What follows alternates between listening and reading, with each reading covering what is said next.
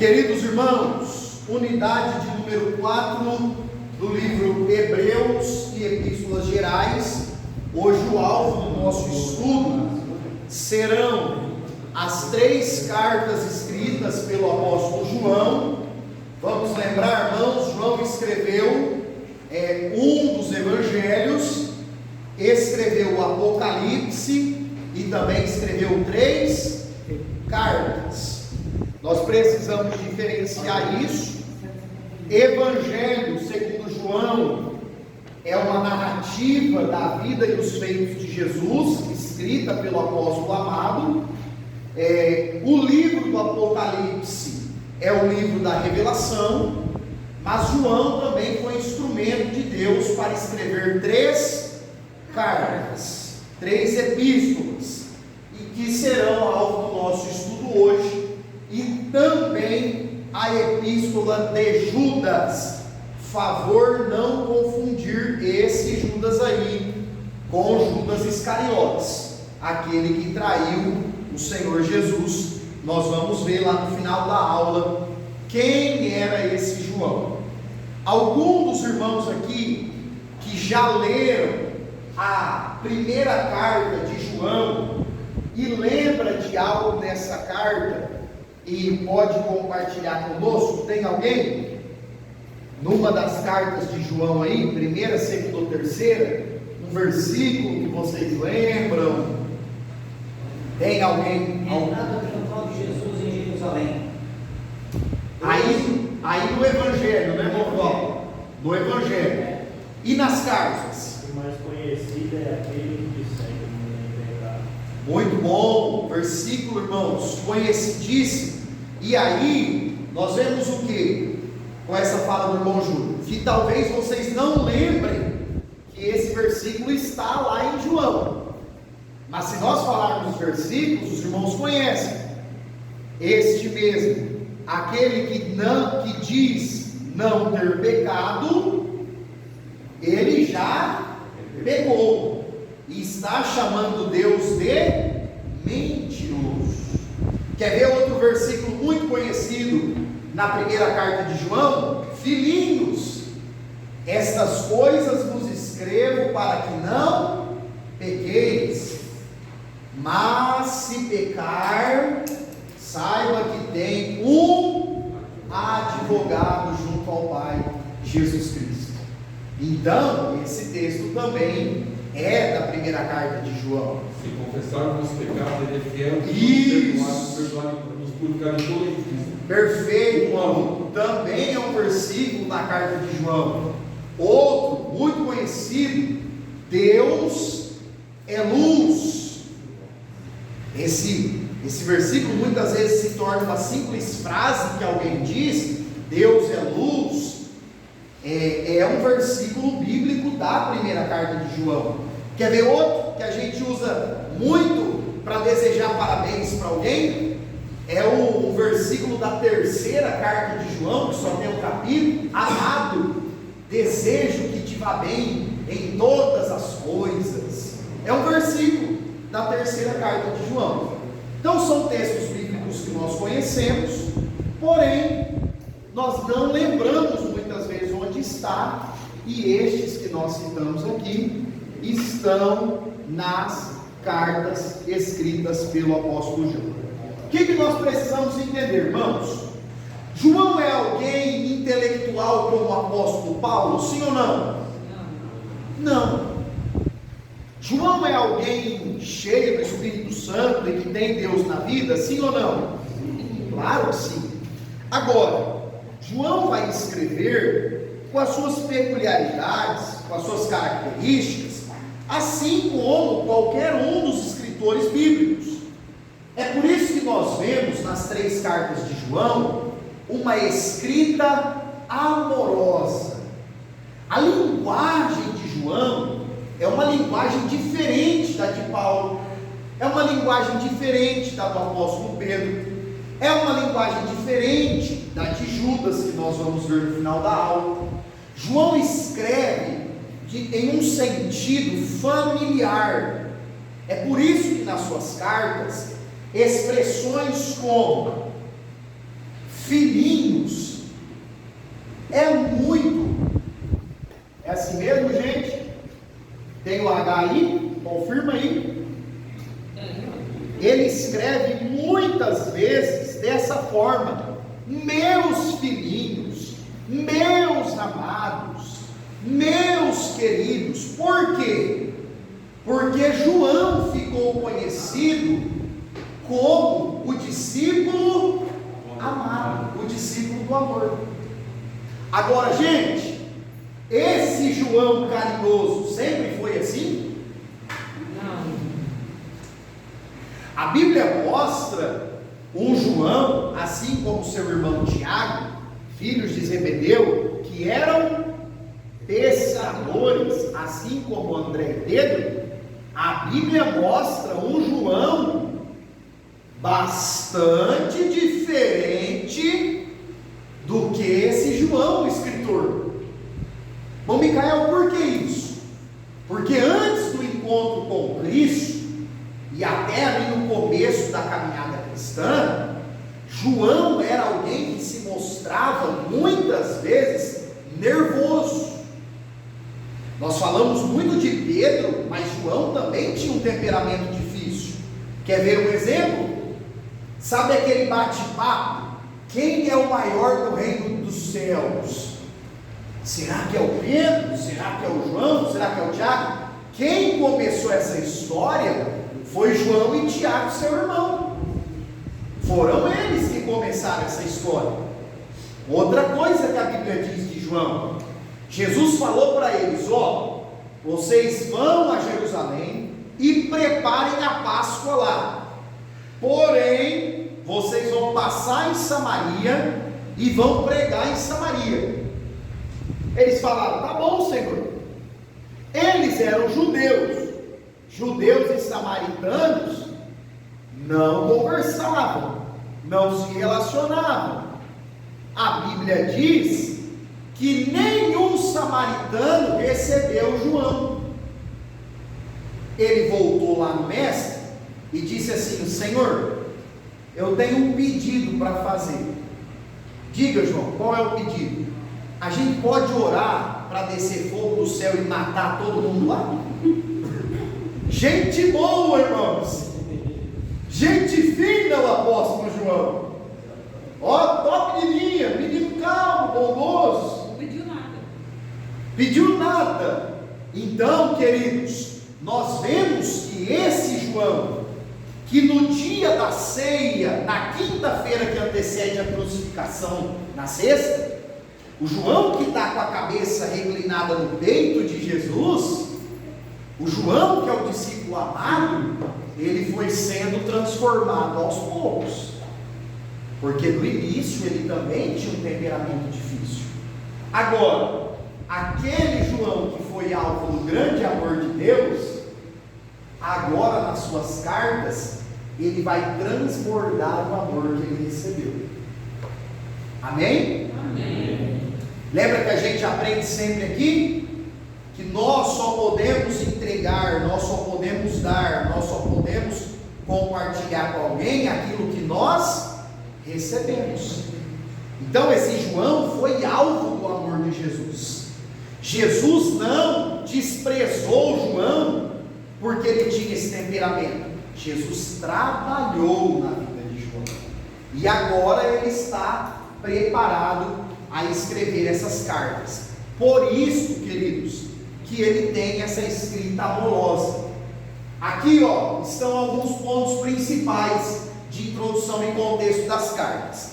Na primeira carta escrita por João, ele vai fazer um discurso solene.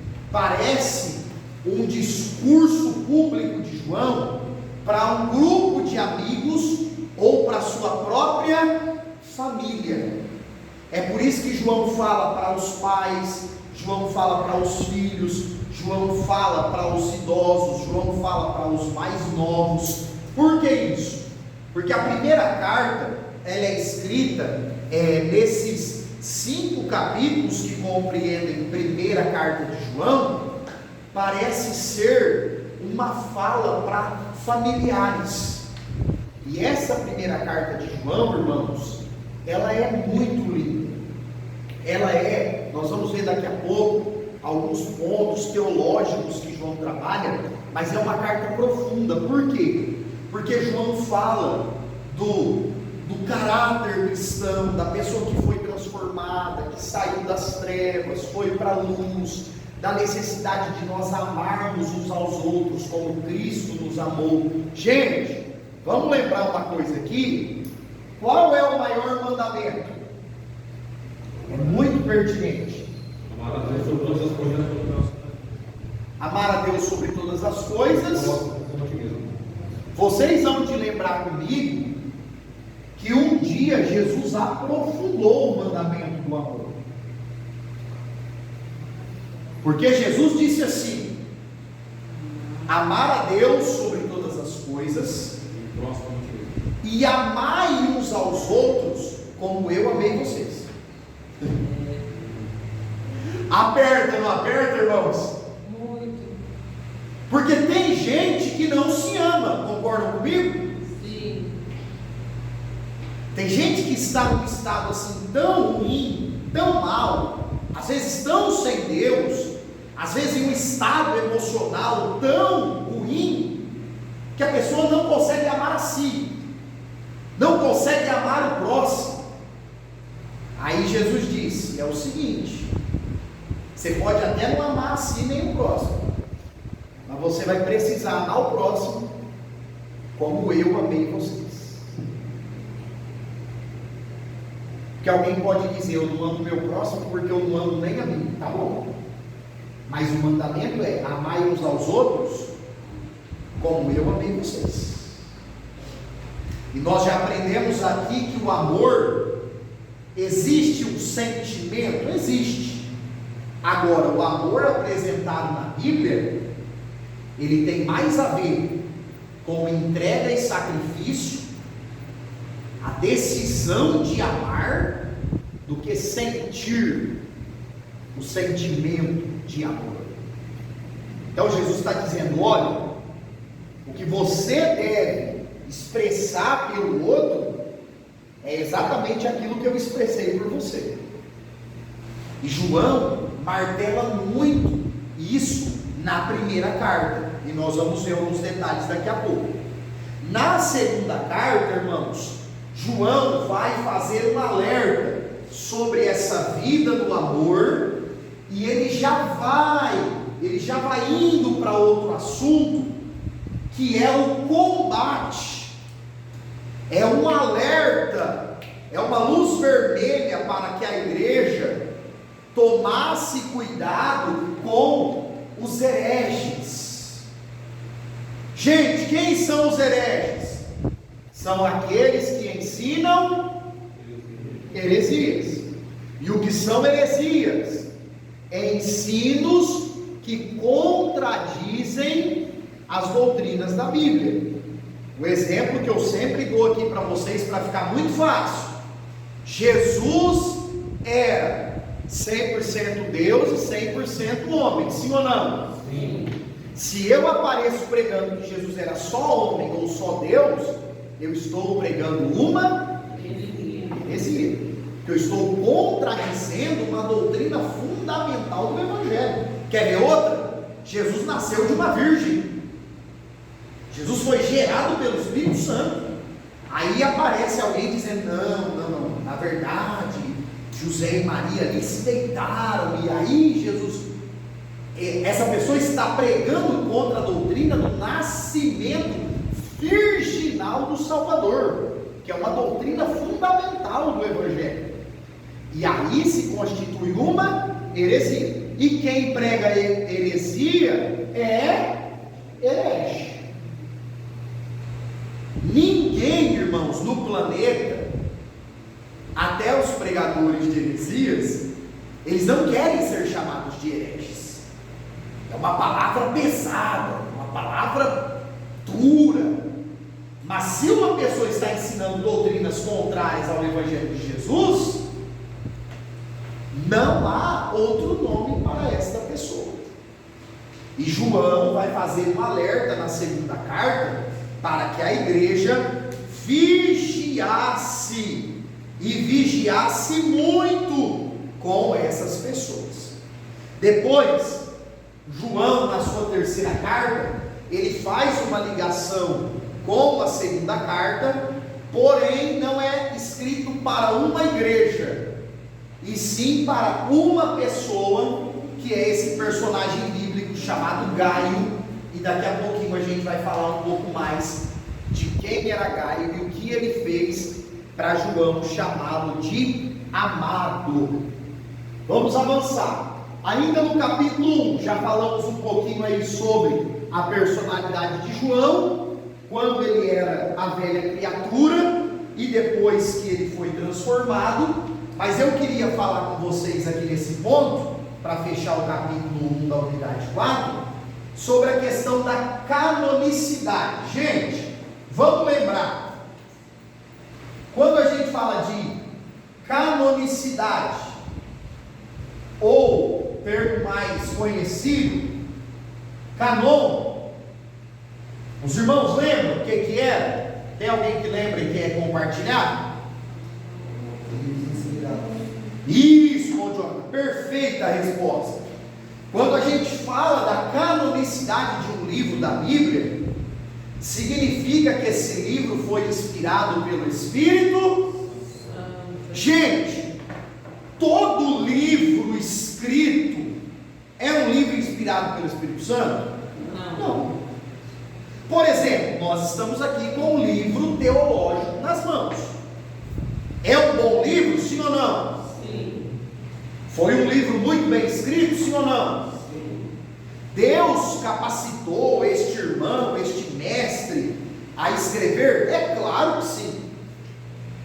Agora, não é um livro inspirado pelo Espírito Santo. Os únicos livros da história da humanidade inspirados pelo Espírito Santo são os 66 livros que compõem a Bíblia Sagrada.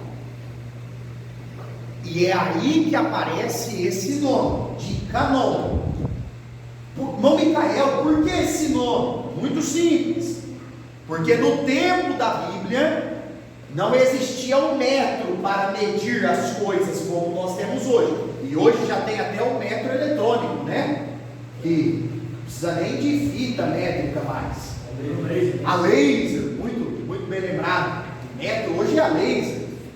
Período da Bíblia não tinha metro a laser.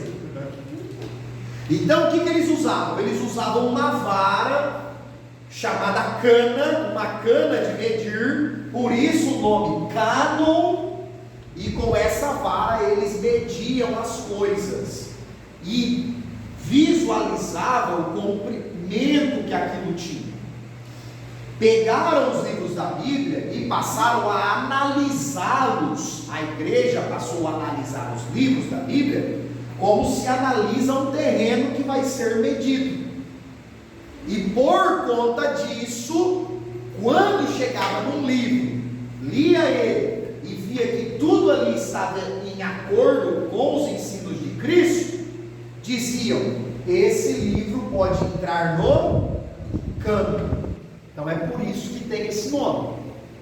As cartas do apóstolo João, amados irmãos, a primeira carta de João entrou muito fácil na Bíblia, foi muito aceita, foi facilmente aceita. Por quê, Gil?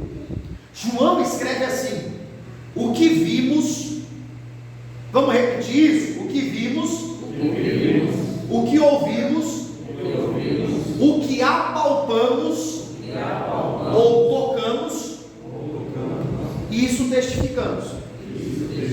Então o que João está dizendo na primeira carta, apesar de ele não colocar o nome dele? Olha, eu vi Jesus, eu toquei em Jesus, eu ouvi as pregações de Jesus, e é por isso que 1 João se parece tanto com as pregações de Jesus. Se os 5 capítulos da primeira carta de João estivessem no Evangelho, ou nos Evangelhos, de Mateus, de Marcos, de Lucas ou do próprio João, ninguém acreditaria que foi outra pessoa que disse isso, ia achar que foi Jesus, de tão parecido que os escritos de 1 João são com os ensinamentos do Mestre, de Cristo. Então a igreja recebeu de pronto, não, essa carta tem que entrar na Bíblia, tem que estar na Bíblia. Bom, Micael, e a segunda e a terceira carta? Essas deram mais trabalho. Por quê? Porque a segunda carta de João só tem 13 versículos. Quantos versículos eu disse? 13. É um capítulo só, 13 versículos. A terceira carta de João só tem 15 versículos. Então são cartas pequenas.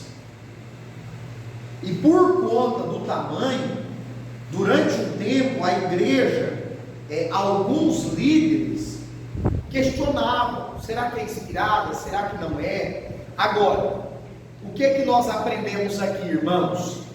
Nós tivemos essa aula. Quando eles iam analisar um livro da Bíblia, para ver se era inspirado ou não, além do tamanho, além do que estava escrito, eles analisavam o impacto que aquele livro tinha na vida das pessoas. E aí, quando eles foram à igreja de Éfeso, que foi pastoreada pelo apóstolo João, e nas províncias ali em volta, as pessoas tinham sido grandemente abençoadas pela segunda e a terceira carta de João, e isso pesou para que essas cartas fossem inseridas na Bíblia Sagrada. E glória a Deus por isso, né, gente? Glória a Deus por isso, porque apesar de tão pequenas, elas contêm ensinos poderosos para nós. Então, fica aí essa introdução a respeito das 3 cartas escritas pelo apóstolo João. Até aqui tudo bem, irmãos? Amém? Amém. Capítulo 2. João, destinatários aí, e o objetivo da escrita. Olha só, queridos, quem eram esses destinatários? A primeira carta de João está escrito, e fica bastante evidente que essa carta ela foi enviada para uma igreja local. Gente, por que é importante nós entendermos isso? A primeira carta de João foi para uma igreja. Bom, Micael, por que é legal eu saber se uma carta foi enviada para uma igreja ou para uma pessoa? Porque quando a carta é enviada para uma igreja, os princípios valem para todos. Quando a carta era enviada para uma pessoa, geralmente era para o líder. Lembra que nós estudamos? Carta de Paulo a Timóteo, carta de Paulo ao jovem obreiro Tito. É diferente da carta de Paulo para a igreja de Éfeso. Bom, Micael, por que é legal eu saber disso? Porque quando você for ler esse texto bíblico, você tem em mente que esse texto está sendo escrito para uma igreja. Quando você vai ler o texto enviado para uma pessoa, não é para uma comunidade de fé, é para uma pessoa. E isso faz diferença na hora da interpretação. Quando eles escrevem para a igreja, é para um grupo ou um tempo? Muito boa pergunta, John. Geralmente é para todos os crentes daquela cidade ou daquela região. Por exemplo, a carta de Paulo aos Gálatas era para todos os crentes da região da Galácia, não só para os crentes que se reuniam, por exemplo, lá naquele templo, ou lá naquele único lugar. Porque, irmãos, em algumas cidades bíblicas só tinha um grupo de crente, mas em outras, como na região da Galácia, haviam grupos de crentes espalhados. Então, nesse caso, era para todos os crentes daquela região. Então, o que ocorre aqui na primeira carta de João? A carta é enviada para todos possivelmente da igreja de Éfeso e das pequenas províncias que cercavam a cidade, a grande cidade de Éfeso na época. Por que isso? Porque João foi pastor em Éfeso. A história da igreja nos mostra que antes de tentar o Império Romano tentar tirar a vida de João, mandar João para a ilha de Patmos lá escrever o Apocalipse, antes de acontecer essas perseguições, João foi pastor na grande cidade de Éfeso. E talvez isso explique o fato dele ficar chamando os crentes de meus filhos. Percebe, irmão Cleide, como que faz sentido? Você lê, João está chamando os crentes de meus filhos. Olha que negócio é esse? Eles é filho de Deus, não é filho de João. Mas, gente, é alguém que foi pastor desses irmãos. É alguém que tem todo um carinho por esses irmãos. É alguém que esses irmãos o enxergam como um pai na fé. Por isso. Agora, a segunda carta já muda. Por quê? Porque João escreve no versículo 1 da segunda carta o seguinte: o ancião, vamos lembrar, gente, palavra ancião na Bíblia, qual é a palavra? Ancião. É a mesma palavra para presbítero, é a mesma palavra para bispo, é a mesma palavra para pastor. É a mesma coisa, se guarda o mesmo. Mesma palavra. É a mesma palavra. Ah, mas Micael, na denominação tal chama de ancião o pastor, na denominação tal chama de pastor, na denominação tal chama de bispo. Biblicamente falando, são os mesmos nomes. São os mesmos nomes. Biblicamente falando. Ah, irmão, mas cada denominação coloca e nós devemos respeitar. Sim, concordo plenamente. Aí é o regimento de cada denominação. Mas biblicamente falando, é o mesmo termo. Ah, irmão Micael, e apóstolo? Aí já muda. Apóstolo, para hoje alguém ser apóstolo, tem que ser missionário. E não é missionário que vai pregar onde já tem crente. É um missionário que vai pregar onde o evangelho nunca chegou. É um desbravador. A gente brinca no meio do crentez e chama esse missionário de arrancador de toco. Quem já ouviu essa expressão? Ó, irmão, o camarada foi lá ser missionário, arrancar toco. Por que isso? Porque ele foi para um lugar que não tem igreja, não tem crente, não tem ninguém, é uma vilinha lá com 100 pessoas, o povo só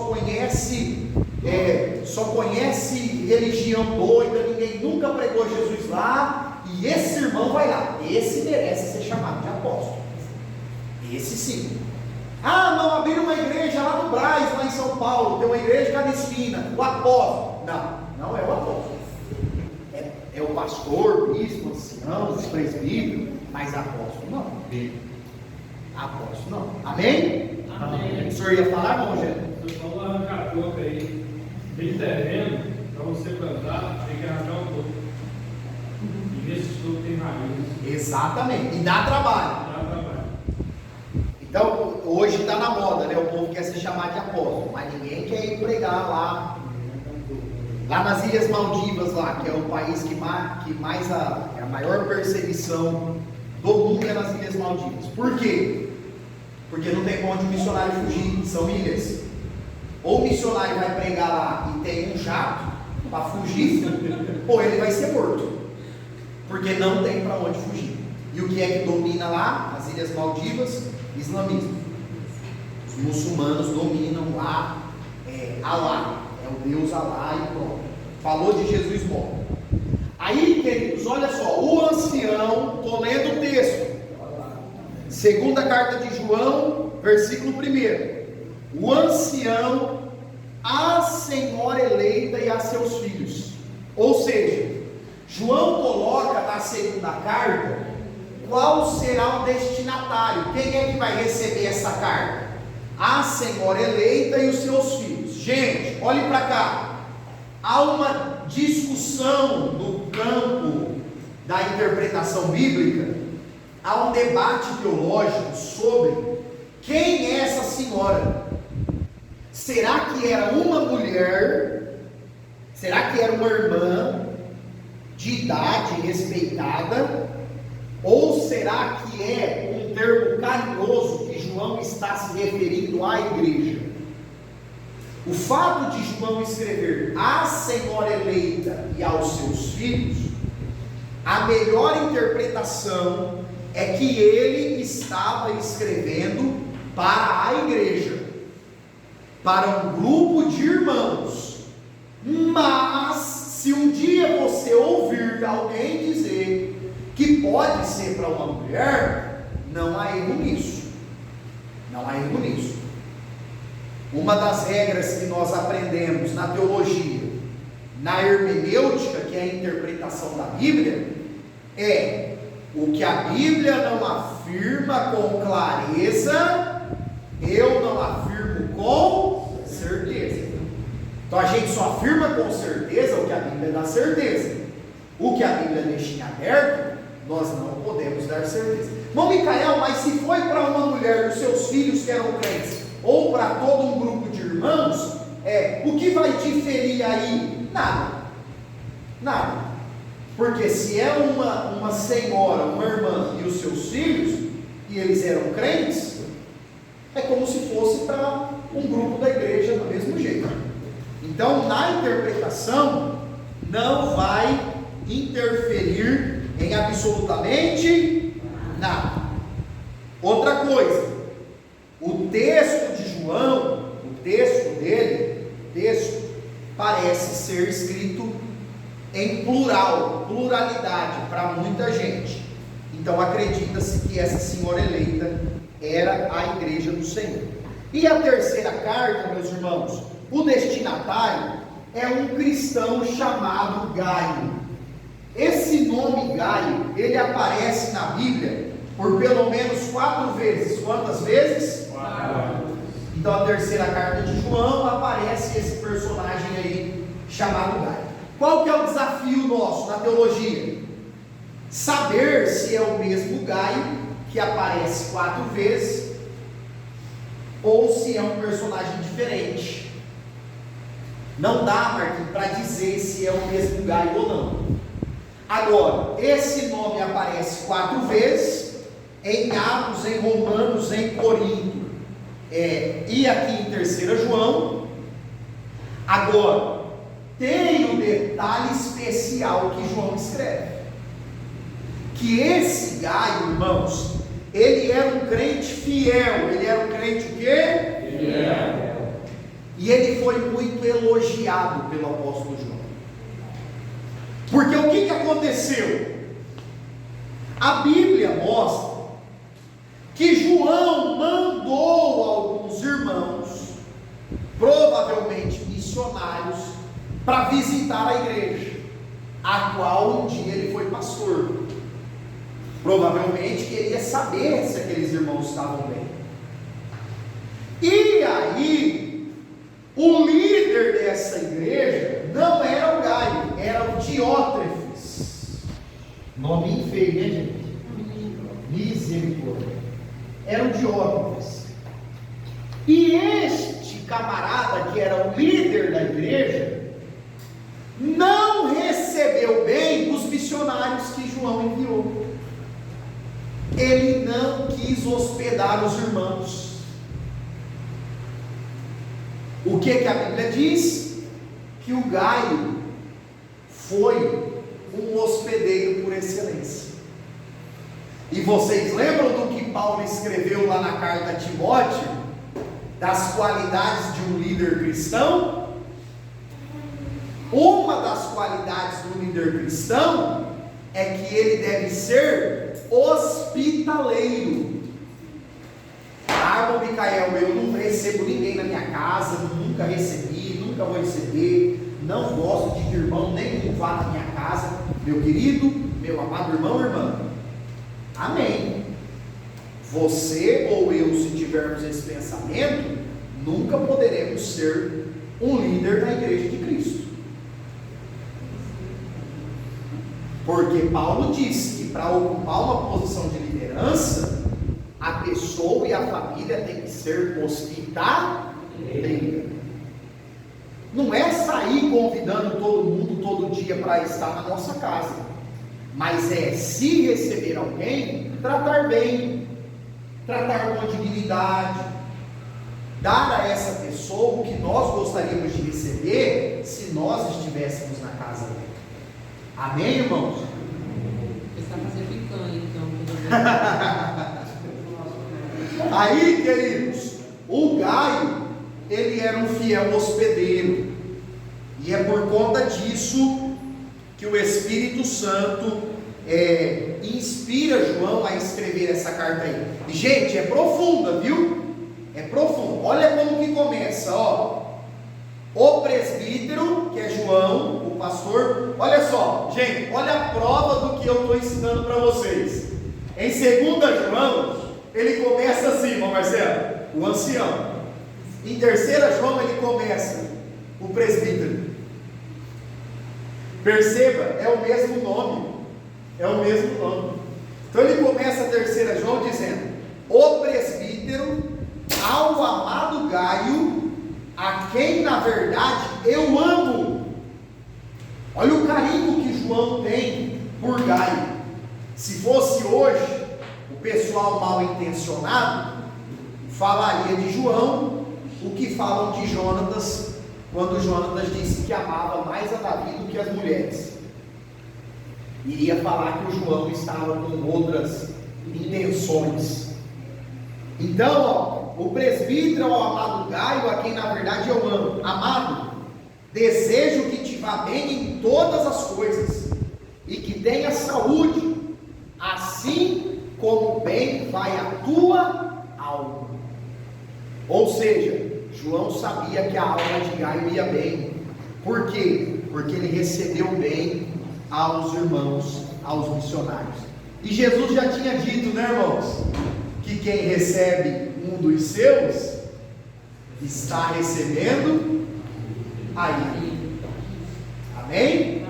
Então a terceira carta de João, ela é escrita para esse irmão por nome de Gaio. Vamos ao capítulo 3, por gentileza, queridos. Que horas que é aí, amados? 8. Terceiro capítulo, queridos, as epístolas de João, a mensagem e as questões teológicas. Olha só, gente, coloquei aqui, ó, esse ponto aí é o contexto histórico. Qual que é o contexto histórico que envolve todos os escritos de João? Tanto o Evangelho de João, quanto as 3 cartas. Qual é o contexto? Eu já vos disse que João foi pastor na cidade de... Apareceu, irmãos, a história da igreja diz, apareceu em Éfeso um camarada, ele era um dos líderes da igreja, por nome de Cerinto. Qual é o nome? Cerinto. Não confunda com Corinto, hein? Não confunda. Apareceu esse camarada chamado Cerinto, que ocupava uma posição de liderança na igreja de Éfeso. Bom, Micael, qual é o problema do Cerinto? As pregações de Cerinto estavam esquisitas.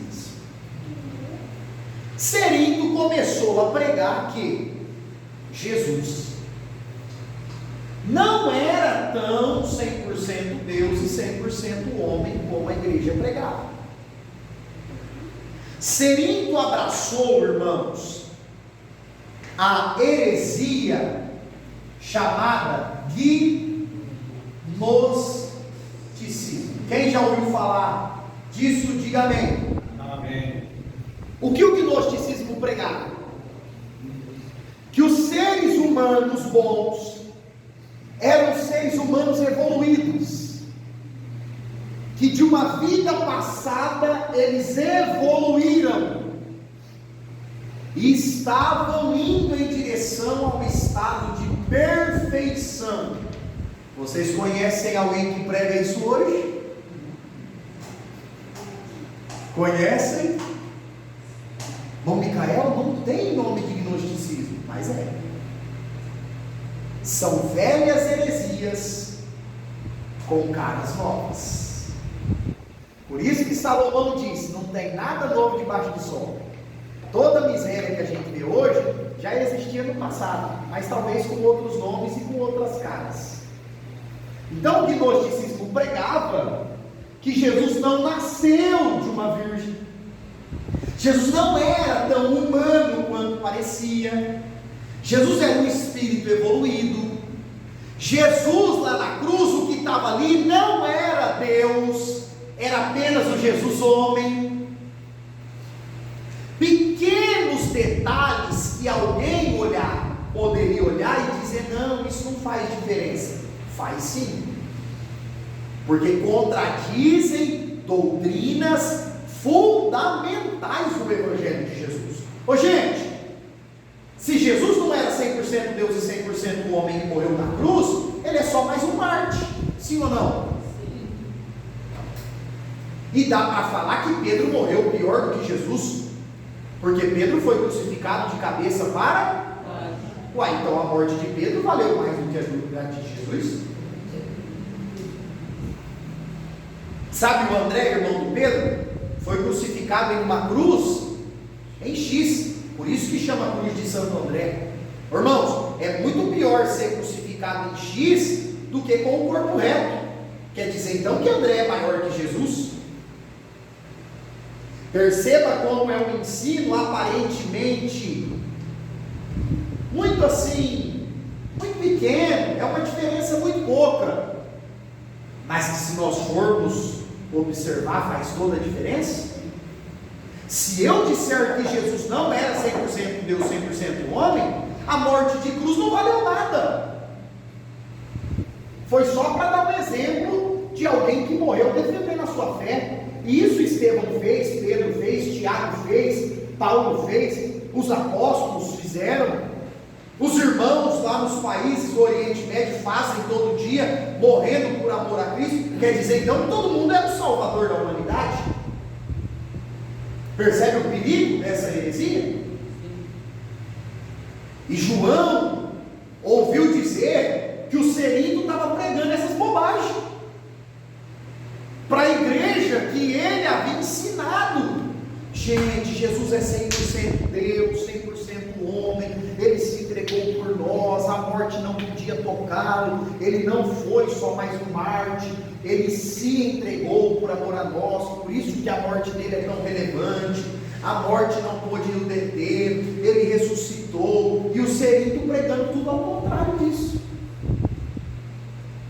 É por conta disso, irmãos, que o apóstolo João, ele vai focar tanto, mas tanto, nessa primeira carta, sobre o que ele chama, e na segunda também, do espírito, o espírito do anticristo. Vocês já ouviram pregação sobre isso? Tem alguém que já ouviu? Tem alguém? Vou deixar uma recomendação para vocês. Vou até mandar no grupo da classe depois. Pastor Luiz Antônio, saudoso. Quem aqui já ouviu falar do Pastor Luiz Antônio? Irmãos, um homem de uma vida, um caráter ilibado, era o pastor da Convenção das Assembleias de Deus do Paraná, amava a obra missionária. Agora vocês vão lembrar, é o pastor que morreu no acidente do avião da TAM, que Deus mostrou para ele o acidente, etc. É o moreninho, irmão? Isso. Verdade. Isso eu acho que lá em meados de 2005, 2008. Ele mesmo contou a morte dele. Oi? Ele mesmo contou a morte dele. Isso, ele mesmo. Mas não achou nada dele. Deus permitiu que ele visualizasse como Deus o levaria. E tem uma mensagem muito boa no YouTube. Não espere que é em HD, tá? Ultra HD, 4K, porque é antiga, então. Ah, irmão Miguel, vou assistir não, que a qualidade do vídeo está ruim. Vai pela pregação. Ele prega sobre o espírito do anticristo. E o que é que João ensina, irmãos, que o espírito do anticristo faz? O espírito do anticristo se opõe a tudo que é de Cristo.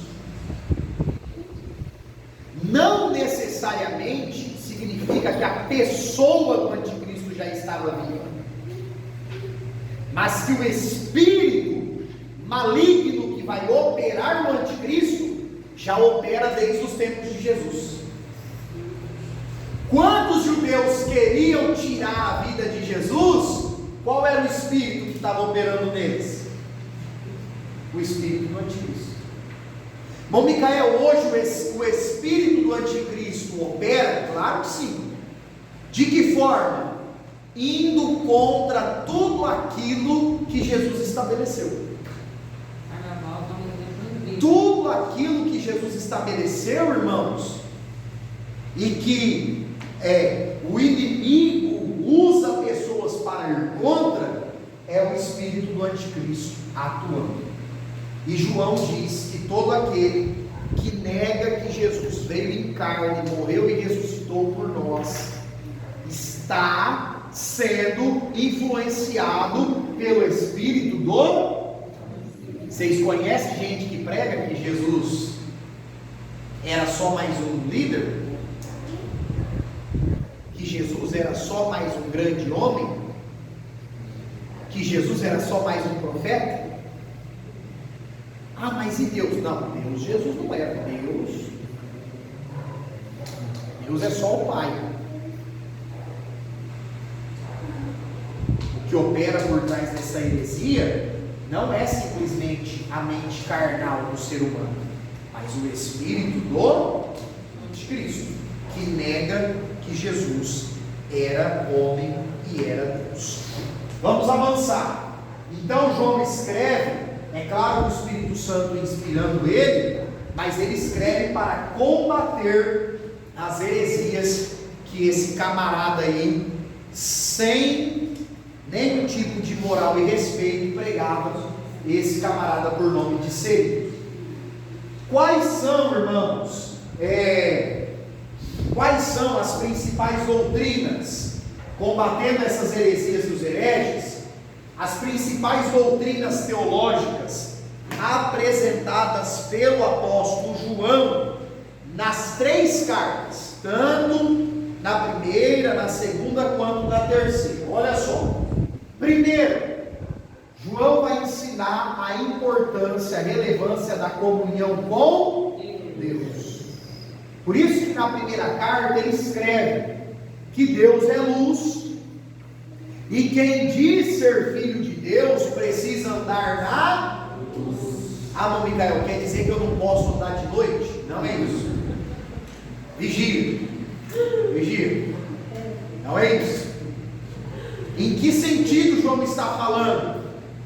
Que andar na luz, praticar as obras da luz, é que o cristão, irmãos, ele vive pautado nos princípios estabelecidos por Cristo, porque ele deixou a vida das trevas, ele deixou a vida de pecado, e agora ele anda na luz. Então é nesse sentido. Os irmãos lembram? Jesus disse várias vezes: eu sou a luz do mundo. E eu acho esse tema maravilhoso, porque lá em João, ele diz assim, Jesus fala lá em João 12: andai enquanto tendes luz, para que as trevas não vos apanhem, porque quem anda nas trevas não sabe para onde vai. E ele estava certo, sim ou não? Se você entrar em um lugar escuro, você sabe onde que você está indo? Geralmente quem levanta aqui no meio da noite já tem que sair acendendo alguma, porque senão tromba. Porque quem anda no escuro não sabe para onde está indo. Agora, de vez em quando tem que vigiar para não pregar na aula. Mas olha só, eu já ouvi crente dizer assim: eu não sei para onde eu vou.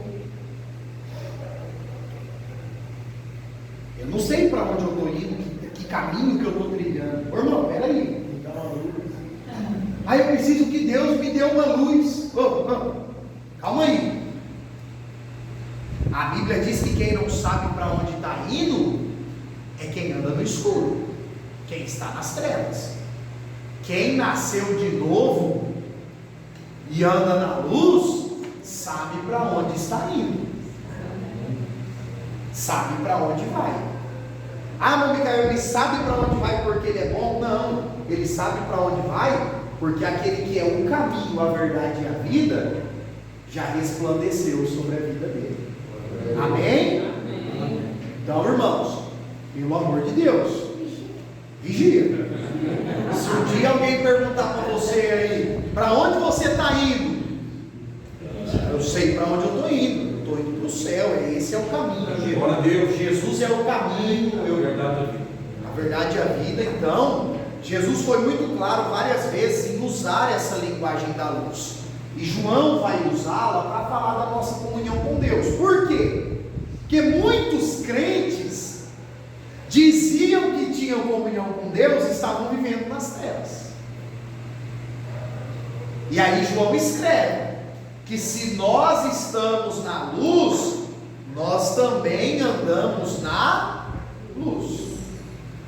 Porque senão, irmãos, nós, e aí não sou eu, tá? Perdoe aí, aperta o cinto e perdoe, porque não é o irmão Micael, é o apóstolo João que escreveu. Se eu estou em trevas, dizendo que ando na luz, eu estou chamando Deus de mentiroso. E aí, eu acredito ser um pecado bem grave. O que os irmãos acham? Então, a comunhão com Deus. João também ensina nessas cartas a filiação do cristão. Gente, o que é filiação? É a qualidade de ser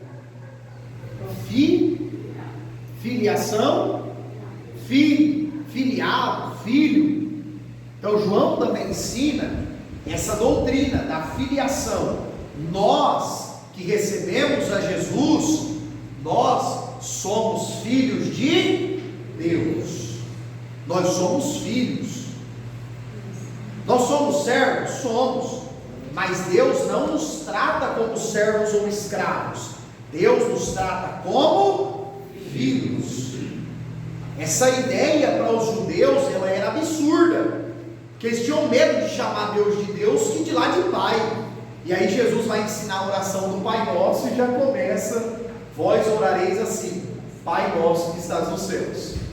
Logo, queridos, a doutrina da filiação, ela é ensinada nessas 3 cartas. Agora, o que nós temos apenas que diferenciar? Guarde sempre isso. Nós somos filhos de Deus. Jesus é o Deus Filho. Bom, Micael, quer dizer que eu sou filho de Deus igual a Jesus? Calma aí. João 3,16 diz que Jesus é o Filho unigênito. E Paulo diz em Romanos 8 que nós somos filhos por adoção. Então olha a diferença. Jesus é o único filho do Deus Pai que tem o mesmo gênese, porque a palavra unigênito é uma palavra composta, único do mesmo gênero, do mesmo gênese. Ou seja, o único filho de Deus que tem essência de Deus é Jesus. Nós somos filhos de Deus porque fomos adotados. Deus Pai nos adotou por conta da obra do Deus Filho Jesus. Amém? Amém. Então João vai ensinar isso, que nós somos filhos de Deus. E por sermos filhos de Deus, nós precisamos honrá-lo como Pai e viver como filhos dignos dessa filiação, dessa adoção que Cristo fez por nós. Depois ele ensina sobre o Deus que é o amor. Irmãos, nós podemos usar a expressão Deus é amor? Podemos, e não é só o nome da denominação, é o versículo bíblico, Deus é amor. Agora, quando nós pensamos no amor, na questão da entrega do sacrifício, como nós já dissemos lá na abertura da aula, é mais relevante nós proclamarmos que Deus é o próprio amor. E aí João vai nos informar que quem diz caminhar com Deus, quem diz ter uma vida com Deus, quem diz ser de Deus, deve praticar o amor. Olha esse versículo bíblico de 1 João 4, versículos 7 e 8, está na página 174 do livro, bem aí no topo, se vocês quiserem ver. Eu vou ler esses dois versículos bíblicos. Olha isso, gente. Amados, amemo-nos uns aos outros. Por que, João? Por que eu tenho que amar os irmãos?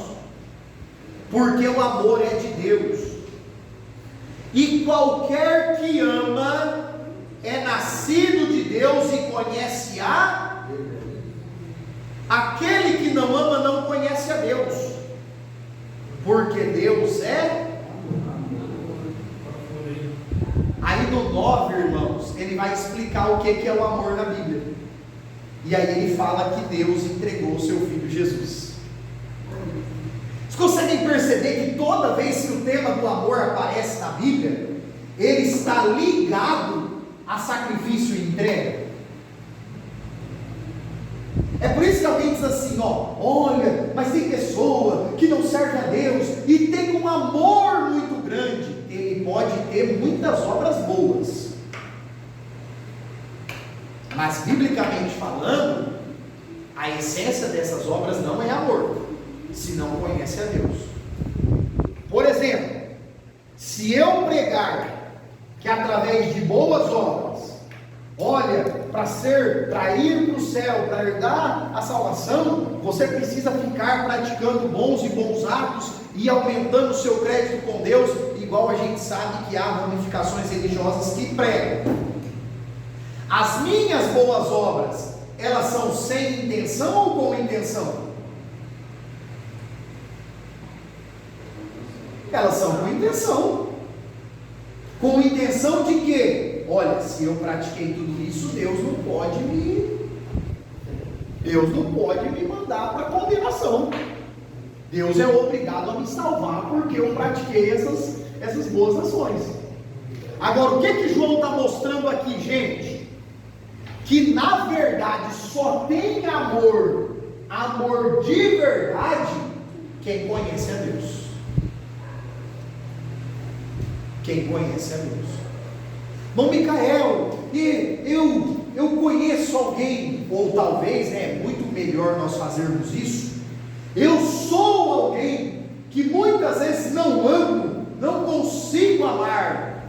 Talvez o que nos falta não é amar, é conhecer Deus primeiro, é estabelecer um relacionamento com Deus primeiro. Vamos trazer isso para a prática. Vocês já perceberam como que é muito mais fácil nós estendermos a mão, nós fazermos um sacrifício por pessoas que muitas vezes nem merecem, quando a nossa comunhão com Deus está boa, está alinhada? Já perceberam isso?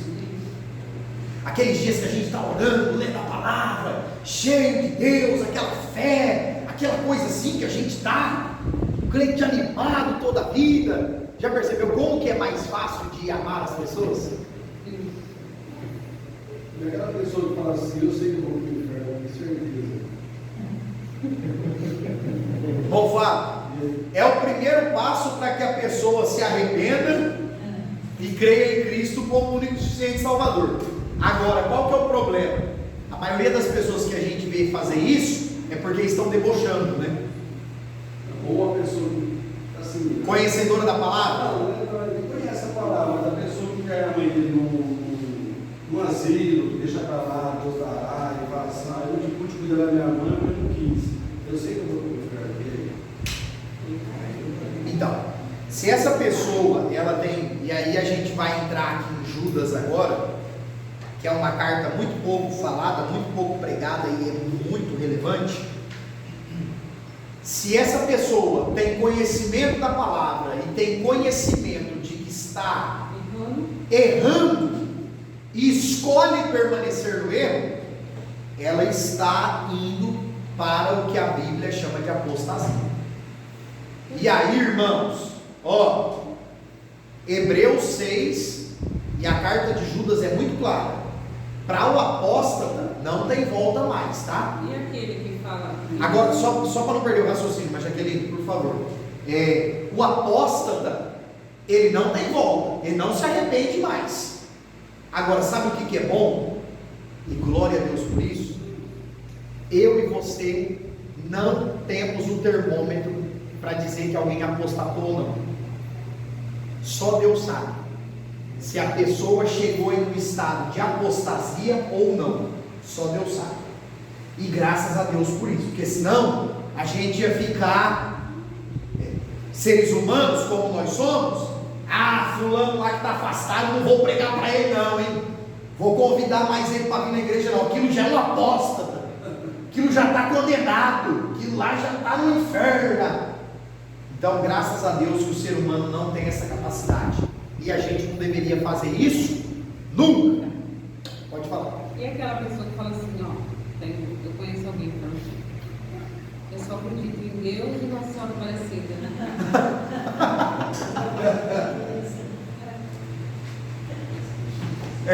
Vai ver. Mas nem sei se conhece a Bíblia também, né? Ponto. Não, se só conhece. Nunca pegou, creio. Diz conhecer, né? Mas infelizmente não. Irmãos, de que forma nós conhecemos ou conheceremos a Deus? No tempo presente. A Bíblia diz que na eternidade nós veremos a Ele como Ele é. Vale um glória a Deus aí? Aleluia, glória a Deus. Então nós o veremos como Ele é. Agora, hoje, de que forma nós conhecemos a Deus? Através da verdade escrita, que é a Bíblia, e através da verdade em pessoa, que é a pessoa de Jesus. Então, para conhecer Deus, não tem outro meio. É uma vida de comunhão com Cristo, com a palavra de Deus, porque senão a pessoa pode conhecer de religiões, de questões teológicas, de questões espiritualistas, o que for. Se essa pessoa não tem comunhão com a palavra de Deus e uma vida de comunhão com Cristo, não conhece a Deus. Eu entendo que agora não é só um sentimento. Você tem uma palavra que você tem um conceito. Não, isso. Porque hoje a palavra amor é uma palavra forte. Quando a gente diz eu te amo, ela vem massageia o ego da gente. Sim. Mas amor sem ação. Perfeito. Não adianta eu dizer que eu amo essa pessoa e eu vejo ela numa rua pior ali e eu não vou lá. Estender a mão. Isso não é amor. Deus nos ama porque Ele nos tira da escravidão. Você tem que nos coloca no caminho da luz. Por isso que ama. Mas a palavra amor em si Está assim a muito. pregação hoje sobre amor e sobre coração. O que manda é coração. Não, é amar Deus e ter um coração. O que manda é o coração. Mas o que expressa o coração? Para Deus são as obras. O amor para Deus também é através daquilo que nós praticamos diante dele. Aí nós estamos falando. E a ideia bíblica de coração, né, irmão Val? A gente sabe que vai muito além, não é o órgão ou o sentimento.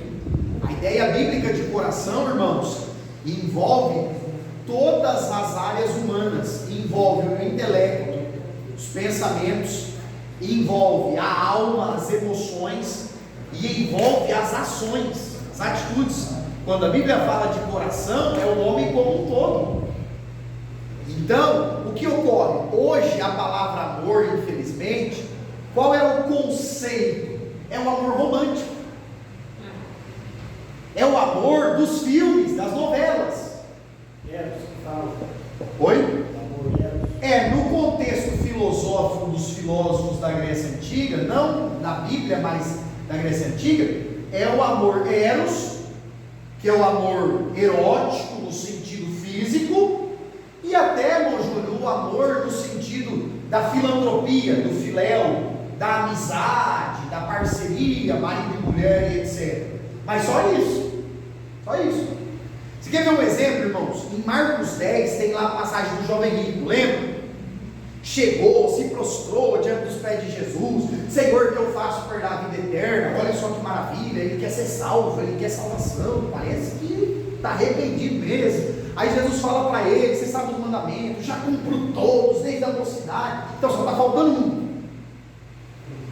Aí eu acho aquilo maravilhoso que João diz assim, ó, Jesus olhando para ele, o amou e disse: falta uma coisa. Para o amor do século 21, essa frase está errada, porque quem ama não vai falar para o outro o que está faltando. Quem ama só vai elogiar. Vai aceitar. Quem ama vai aceitar do jeito que tiver. Só no momento ali, né? Quem ama não vai confrontar o erro, porque olha, ele me ama. Jesus quebra, Jesus desconstrói absurdamente essa ideia de amor romantizada que nós temos hoje. Porque Marcos escreve que foi porque Jesus amou o jovem que Jesus disse para ele: está te faltando só uma coisa. Irmãos, o amor verdadeiro apresentado nas Escrituras é o amor que respeita, é claro que respeita, é o amor que tolera aquilo que pode ser tolerado, é claro, mas é o amor que na hora que precisa também corrige. É o amor que na hora que precisa também diz: falta uma coisa. Deus ama, só corrige quem ele ama. Perfeito, Deus fala isso. Olha só, queridos, para finalizar, João ele também coloca o tema da obediência a Deus e também da pessoa de Cristo. Por isso que João escreve aí sobre a cristologia, a pessoa e a obra de Jesus. Capítulo 4, gente, a carta de Judas. Que horas que é? 20 para as 9? E 15. Misericórdia. Olha só, amados, quem é esse Judas aí? Ó, a carta de Judas, quando os irmãos lerem, aqueles que já leram já perceberam, que é uma carta, tem apenas 25 versículos. Quantos versículos, irmãos? 25. Então a carta de Judas, ela é composta de um único capítulo, 25 versículos. Ela tem muita semelhança com os escritos do apóstolo Pedro. Quando nós estudamos aqui sobre as cartas de Pedro, nós vimos que Judas pode ter escrito primeiro e Pedro usado referências de Judas, e Pedro pode ter escrito primeiro e Judas usado alguns versículos de Pedro. Isso totalmente aceito. Quem é esse Judas se ele não é o Judas Iscariotes que traiu o mestre? Este Judas aí, queridos, ele é o meio-irmão de Jesus, porque ele se apresenta na carta como irmão de Tiago. Irmão Micael, mas tem pelo menos 4 Tiagos na Bíblia. Sim, mas o Tiago que estava vivo e liderava a igreja de Jerusalém nesse período, era o Tiago, meio-irmão de Jesus, que é o que escreve a carta de Tiago, que fala lá que a fé sem obras é morta. Lembram que nós estudamos esse Tiago, meio-irmão de Jesus também? Então Judas se apresenta aos seus leitores como irmão de Tiago. Olha a estratégia, irmão John. O meu irmão Tiago, ele é respeitadíssimo na igreja de Jerusalém. Eu sou o irmão dele e sou o meio-irmão de Jesus. mas ninguém me conhece. Então eu vou colocar aqui na minha carta Judas, irmão de Tiago. Quando a carta chegou na igreja, irmãos, o pessoal olhou e disse: esse camarada é relevante, vamos ler o que ele tem a dizer. Boa estratégia, sim ou não? Sim. Direcionado por Deus, ele coloca quem ele é. E aí, queridos, ele vai começar a carta. Essa carta de Judas, ela é muito legal, porque ele começa, nos primeiros versículos, ele começa falando de salvação. Ele começa falando, irmãos, nos 3 primeiros versículos, ele começa falando sobre a perseverança para ser salvo. Aí no 4º versículo ele muda o tema. Alguns estudiosos acreditam que ele começou a escrever a carta e o Espírito Santo direcionou para uma necessidade mais urgente. O que acontecia? Os falsos profetas, os hereges, os pregadores de heresias, estavam em alta nesse período, até porque os apóstolos, a maioria já estavam mortos. Então a igreja vai passar por um período de desafio. Qual é o desafio? Saber se os crentes que os apóstolos ganharam estão prontos para dar continuidade à obra que Jesus começou. Irmãos, às vezes a gente despreza isso, mas era uma responsabilidade grande, não era? Sim. Jesus começou a igreja, passou o bastão para os 12. Os 12 começaram a morrer, martirizados, um após o outro. Quem vai conduzir a igreja agora? É o pessoal que os apóstolos ganhou para Jesus, os obreiros que eles levantaram, que eles se consagraram. Então era um período de desafio para a igreja. E nesse período foi que Satanás mais usou os falsos profetas, os hereges, para pregar contra o evangelho. E diante disso, agora Judas vai falar para os irmãos não darem ouvidos aos hereges e perseverarem na fé que eles receberam. Lembra até o hino da harpa cristã que canta que deve-se perseverar na fé que recebeu, e isso é pregado, é cantado. Esse é o versículo da carta de Judas, onde ele escreve para os irmãos perseverarem na doutrina que eles receberam dos apóstolos e dos líderes deles, que haviam sido evangelizados e consagrados pelos apóstolos, para que eles não dessem ouvidos às falsas doutrinas. Por que, irmãos? Por que isso é tão perigoso? Que aquilo que nós ouvimos, querendo ou não, aquilo que nós ouvimos, se nós acatarmos, recebermos aquilo nos move, sim ou não? Sim. O que a gente ouve nos move. O que nós ouvimos é o que nos vai impactar e vai nos direcionar no nosso dia a dia. Quer ver um exemplo disso? Por que é tão mais fácil decorar um louvor do que um capítulo da Bíblia? Porque ele é cantado e nós ouvimos repetidamente. Nós temos irmãos aqui na classe, glória a Deus pela vida de vocês, que já disseram para mim: irmão Micael, eu aprendo mais ouvindo e prestando atenção do que lendo sozinho em casa. Eu sou um ano atrás, se você desse o livro, eu não lia não, mas o que você falasse, eu... Até o animal, meu irmão. Então, irmãos, o que nós ouvimos vai nos moldando, vai nos direcionando, e nós passamos a agir conforme o que nós ouvimos. Qual que é a preocupação de Judas? Os irmãos estão ouvindo besteiras e besteiras mentiras e falsos ensinos, daqui a pouco a fé deles vai ficar corrompida. Então, ele vai escrever essa carta com esse intuito, irmãos. Agora, tem uns detalhes aqui em Judas que só ele tem. Olha isso. Às vezes nós desprezamos porque é um livro da Bíblia só de 25 versículos. Mas Judas é o único que o Espírito Santo inspirou para escrever com essa característica. Que característica é essa? Escrever em trilogia. Gente, o que é uma trilogia?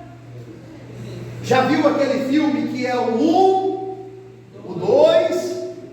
Se você assistiu o 3, adianta? Não adianta, porque você não entende nada.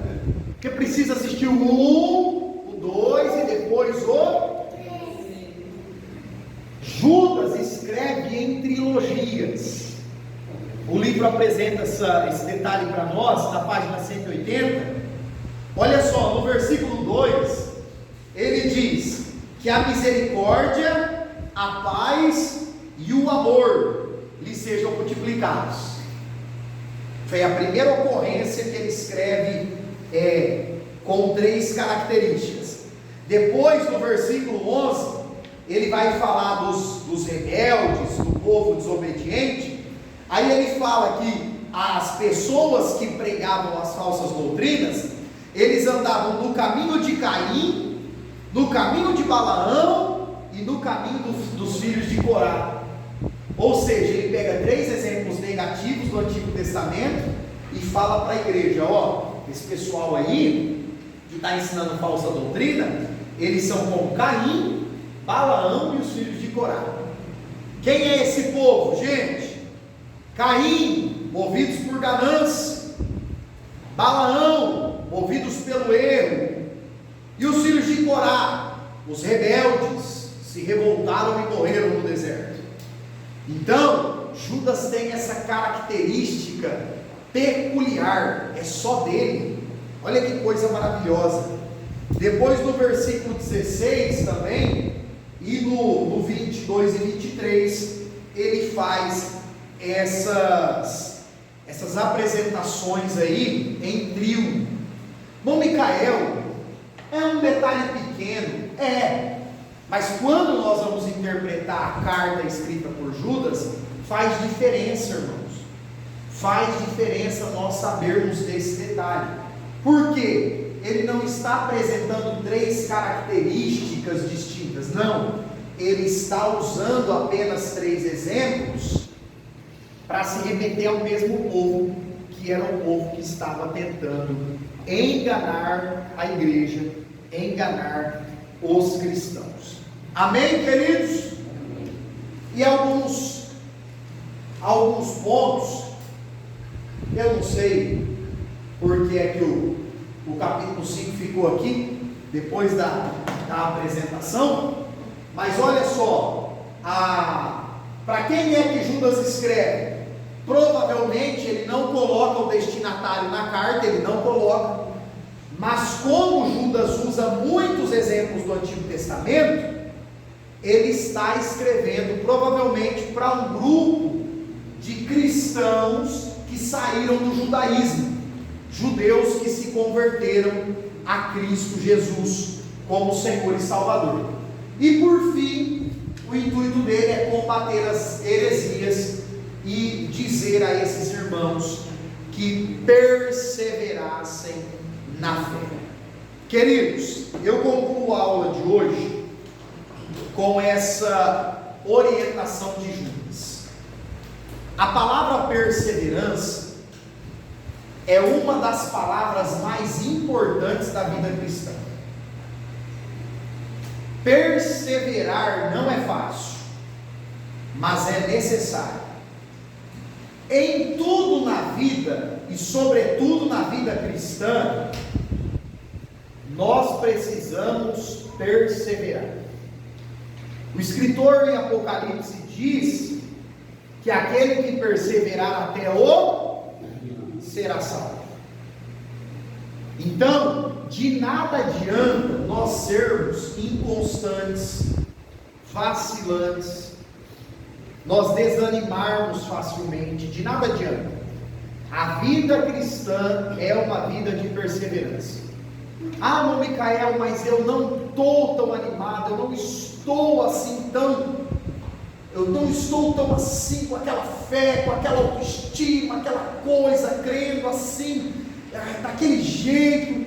Você pode até ter períodos, nós podemos até ter períodos difíceis nas nossas vidas e na caminhada cristã, mas nós devemos fazer como Paulo disse, correr com paciência.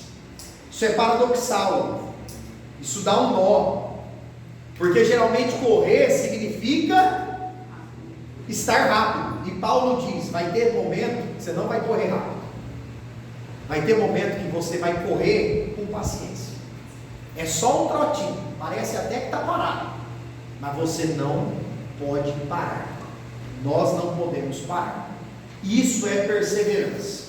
Tem períodos nas nossas vidas que nós estamos correndo a 1000 por hora na fé, e tem períodos que nós estamos a 10, que o velocímetro nem mexe, né? Em 10 o velocímetro nem se move, mas o importante é nós não pararmos jamais, amém? Que Deus abençoe em nome de Jesus.